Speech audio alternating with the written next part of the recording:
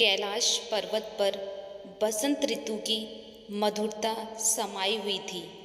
यमुना जी का शीतल जल और बर्फ से घिरी हवाएं सुखद आभास से सर्वत्र घुल रही थी। इस समय भगवान शिव और माता पार्वती एक शांतिपूर्ण वातावरण में बैठकर रात्रि की चांदनी में ब्रज के रहस्यों पर बात कर रहे थे।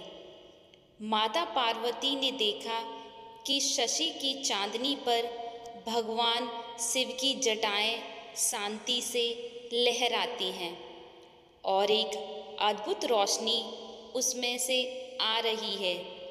तभी उन्होंने भगवान शिव से पूछा, हे नाथ, क्या आप मुझे गंगा के बारे में कुछ बताना चाहते हो? मेरी बहुत इच्छा है कि मैं गंगा के बारे में जानूं। क्या वह इतनी महान है जैसा हमने सुना है या हम सुनते हैं? शिव ने धीमी मुस्कान के साथ कहा, हे पार्वती, गंगा के बारे में जानने के लिए तुम्हें पौराणिक कथाओं को समझना होगा। गंगा केवल जल ही नहीं है, बल्कि वो करुणा, शक्ति और एक लोक कल्याण का एक रूप है। गंगा पृथ्वी पर आके हर मनुष्य का उद्धार करती है। माता पार्वती ने अनुरोध किया, नाथ, मैं जानना चाहती हूँ कि गंगा का पृथ्वी पर आना कैसे संभव हुआ। शिव ने पार्वती को संकेत दिया और कहा, पार्वती, गंगा का अवतरण एक बहुत ही महत्वपूर्ण घटना से जुड़ा है। सुनो देवी, जब पृथ्वी पर सगर नामक राजा राज्य करते थे, ये सगर राजा राम के पूर्वज थे। एक बार उन्होंने राजसूय यज्ञ किया था। यज्ञ की सफलता के लिए राजा सगर ने हजारों बकरियों का बलिदान दिया था, लेकिन उनकी एक बड़ी गलती थी। शिव ने धीरे धीरे सगर वंश की कथा शुरू की। राजा सगर के 60,000 पुत्र थे। एक बार राजा सगर ने अपने यज्ञ को सफल बनाने के लिए बलि का आयोजन किया। यज्ञ के बीच में से एक बकरी भाग गई और भगवान कपिल के आश्रम में घुस गई। वो भगवान कपिल की शरण में थी। राजा सगर ने उसे पकड़ने के लिए अपने पुत्रों को आदेश दिया कि उस बकरी को ढूंढकर लाओ। वो जहाँ भी है उसे पकड़कर लाओ, क्योंकि उसे राजा सगर को उसकी बलि देनी थी। 60,000 पुत्रों ने पूरे पृथ्वी का चक्कर लगाकर बकरी को आखिर ढूंढ ही लिया। जब वे भगवान कपिल के आश्रम में पहुँचे तो उन्होंने बकरी को देखा और समझने में देर नहीं की कि ये वही बकरी है और वो उसे ले जाने लगे। लेकिन वह बकरी तो भगवान कपिल की शरण में थी। राजा सगर के पुत्रों ने भगवान कपिल को क्रोधित कर दिया और फिर परिणाम स्वरूप भगवान कपिल ने उन्हें शाप दे दिया कि राजा सगर के 60,000 पुत्र उसी क्षण भस्म हो गए और वह स्थान शापित हो गया, क्योंकि वहाँ पर 60,000 पुत्र एक साथ मारे गए थे। अब राजा सगर अपने पुत्रों के उद्धार के लिए व्याकुल हो उठे। शिव ने पार्वती से कहा, राजा सगर को तब ब्रह्मा जी ने यह बताया कि उनके पुत्रों का उद्धार तभी हो सकेगा जब गंगा स्वर्ग से पृथ्वी पर अवतरित होगी। एकमात्र यही कारण था। लेकिन गंगा को पृथ्वी पर लाना इतना आसान नहीं था। भगवान शिव ने फिर कहा, गंगा को पृथ्वी पर लाने के लिए बहुत कठिन तप की आवश्यकता थी। भागीरथ जो राजा सगर के वंशज थे उन्होंने 100 वर्षों तक कठोर तप किया। वे बर्फ की चट्टानों पर बैठकर नंगे पांव एक पैर पर खड़े होकर भगवान शिव और भगवान ब्रह्मा की पूजा करते रहे। भगवान शिव ने माता पार्वती से कहा, पार्वती, गंगा का जल बहुत वेग से बहता था और उसे पृथ्वी पर लाना बहुत कठिन था। जब गंगा ने भागीरथ से कहा, मैं आ तो जाऊंगी पृथ्वी पर मेरे वेग को सहना मुश्किल हो जाएगा, तब भागीरथ ने भगवान शिव की पूजा की। तब शिव ने भागीरथ से कहा, गंगा को मैं अपनी जटाओं में संजोकर पृथ्वी पर भेज दूंगा। इस प्रकार गंगा के वेग को रोकने के लिए भगवान शिव ने अपनी जटाओं में गंगा को स्थान दे दिया। उसी दिन गंगा स्वर्ग से पृथ्वी पर अवतरित हुई और उनका जल हजारों वर्षों से प्यासे प्राणियों की प्यास बुझाता आया है। भगवान शिव की जटाओं में गंगा समाई हुई है और उनका जल पृथ्वी पर आया पवित्रता और जीवन का संदेश लेकर। गंगा के जल के प्रत्येक कण में भगवान शिव का आशीर्वाद था और पृथ्वी को शुद्ध करने की शक्ति है। इस प्रकार जब गंगा का अवतरण पृथ्वी पर हुआ तो महाराज सगर के पुत्र उसमें से पवित्र हो गए। माता पार्वती ने फिर पूछा, नाथ, गंगा का जल किस प्रकार इतना पवित्र है और क्या कोई सामान्य व्यक्ति भी गंगा के जल से पापों से मुक्ति पा सकता है? शिव बोले, हे पार्वती, गंगा केवल जल नहीं है, यह पवित्रता, भक्ति और तपस्या का भी प्रतीक है। गंगा के जल में अपार करुणा है।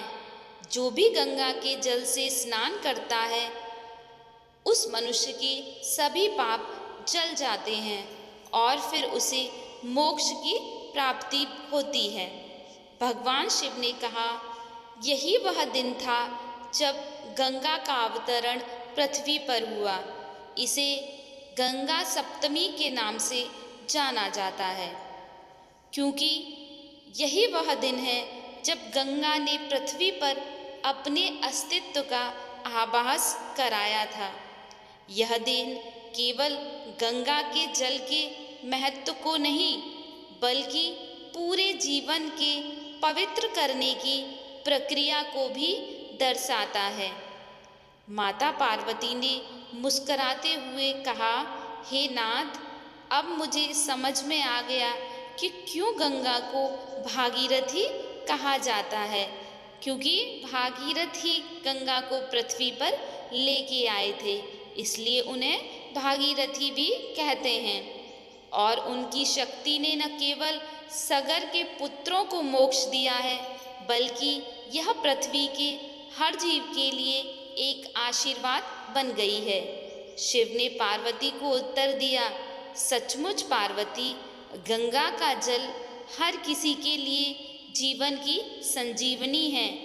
यह जल न केवल शारीरिक शुद्धता का कारण है, बल्कि यह मानसिक और आत्मिक शांति का भी स्रोत है।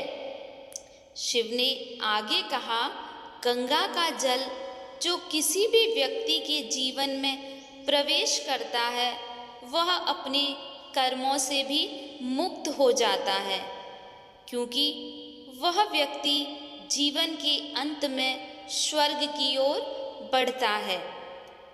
शिव ने कहा, गंगा का जल जो भी मनुष्य पान करता है, उस व्यक्ति के जीवन में प्रवेश करता है, वह अपने कर्मों से बहुत जल्द मुक्त हो जाता है। वही व्यक्ति जीवन के अंत में स्वर्ग की ओर भी आगे बढ़ता है। माता पार्वती ने भगवान शिव से कहा, हे नाथ, गंगा सप्तमी के दिन गंगा का जल लेने से हमें निश्चित रूप से सुख और शांति प्राप्त होगी। शिव ने कहा, हे पार्वती, गंगा के जल का सच्चा लाभ वही प्राप्त करता है, उसी मनुष्य को प्राप्त होता है जो उसे श्रद्धा और भक्ति से ग्रहण करता है। यही गंगा की वास्तविक महिमा है। जय माँ गंगे, जो अपने भक्तों को बिना मांगे सब कुछ दे देती हैं। आज हम बात करेंगे गंगा सप्तमी के उस शुभ अवसर की, जिस दिन दान देने से करोड़ों गुना फल प्राप्त होता है। गंगा केवल नदी नहीं है, वह ब्रह्मा की कृपा, शिव की शक्ति और भागीरथी की भक्ति का परिणाम है। और इस दिन दिया गया दान सीधे देवी गंगा के चरणों में पहुंचता है। आइए दोस्तों, अब हम जानते हैं कि गंगा सप्तमी के दिन हमें क्या क्या करना चाहिए। गंगा सप्तमी वह तिथि है जब माँ गंगा धरती पर प्रकट हुई। यह दिन उन सभी पापों को धोने की शक्ति रखता है जो जन्म जन्मांतरों से हमारे साथ लगे होते हैं। कहते हैं इस दिन गंगा में स्नान और दान करने से जीवन के सभी संकट दूर होते हैं। आइए अब जानते हैं गंगा सप्तमी पर कौन कौन सी चीज़ें दान करने से शुभ फल की प्राप्ति होती है। आइए जानते हैं। नंबर 1, तांबे के बर्तन या लोटा या कटोरी। तांबा गंगा का प्रिय धातु है। इसे किसी ब्राह्मण या जरूरतमंद को जरूर दान करें। नंबर 2, जल भरा कलश और गंगा जल। गंगा जल को किसी मंदिर में अर्पण करें या किसी गरीब को शुद्ध जल के साथ कलश भेंट करें, अगर आप कर सकते हो तो। नंबर 3, वस्त्र दान। सफ़ेद, पीले या हल्के नीले रंग के नए वस्त्र दान करें, क्योंकि सफ़ेद, पीला या हल्का नीला रंग माँ गंगा को बहुत प्रिय है। विशेषकर विधवा स्त्रियां या वृद्ध व्यक्ति को देना पुण्यदायी फल होता है। नंबर 4, अनाज और फल। चावल, गेहूं, तिल और मौसमी फल दान करने से शारीरिक और मानसिक सुख की प्राप्ति होती है। नंबर 5, घी और दीपक। शुद्ध घी और दीप दान का विशेष महत्व है। शिव मंदिर में दीप जलाएं और किसी भी गरीब को तेल या घी का दीपक दें। नंबर 6, तुलसी का पौधा। तुलसी माता गंगा को अत्यंत प्रिय है। इसे लगाएं या किसी व्यक्ति को दान करें। ये पुण्य अक्षय होता है, अर्थात जिसका कभी नाश नहीं होता। नंबर 7, दान में ये 5 चीज़ें न भूलें। दूध, दही, गुड़, सफ़ेद चावल, नारियल। इनका दान गंगा के पावन रूप को प्रसन्न करता है। आइए दोस्तों, अब जानते हैं ये दान कैसे करें। सबसे पहले ब्रह्म मुहूर्त में उठकर स्नान करें। यदि संभव हो तो गंगा जल से स्नान करें या कुछ बूंदें अपने नहाने के पानी में अवश्य डाल लें। ऐसा करने से आपको गंगा जी में स्नान करने का ही पुण्य प्राप्त होगा। नंबर 3, साफ वस्त्र पहनकर माँ गंगा का ध्यान करें और नमः शिवाय का जप अवश्य करें। नंबर 4, दान करते समय मौन भाव रखें और मन में यह भाव रखें कि यह गंगा माँ को समर्पण है। नंबर 5, दान किसी ज़रूरतमंद को ही दें, भिखारी को नहीं, बल्कि वह जो असहाय है। गंगा सप्तमी के दिन दान करने से क्या फल मिलेगा, आइए दोस्तों जानते हैं। रोगों से मुक्ति मिलती है, जीवन में सुख शांति होती है, संतान सुख, दरिद्रता से छुटकारा, पूर्वजों का मोक्ष और सबसे बढ़कर माँ गंगा की कृपा प्राप्त होती है। माँ गंगा की कृपा हम सब पर बनी रहेगी। इस गंगा सप्तमी पर दान अवश्य करें जितना आप कर सकते हो और किसी एक व्यक्ति की जिंदगी में प्रकाश लाएं। यही सच्ची भक्ति है और यही सच्चा गंगा स्नान है। दोस्तों, अगर आपको यह वीडियो अच्छी लगी हो तो कृपया लाइक कीजिए और कमेंट में हर हर गंगे जरूर लिखिए और मेरे चैनल को सब्सक्राइब करना नहीं भूलें, क्योंकि मैं हर बार आपके लिए अध्यात्म से जुड़ी हुई कथा, भक्ति और वह सब कुछ जो आपके जीवन को बदल सकता है, ऐसी कथाएं लेकर आती हूँ। जय माँ गंगे, हर हर महादेव, हर हर महादेव, हर हर महादेव।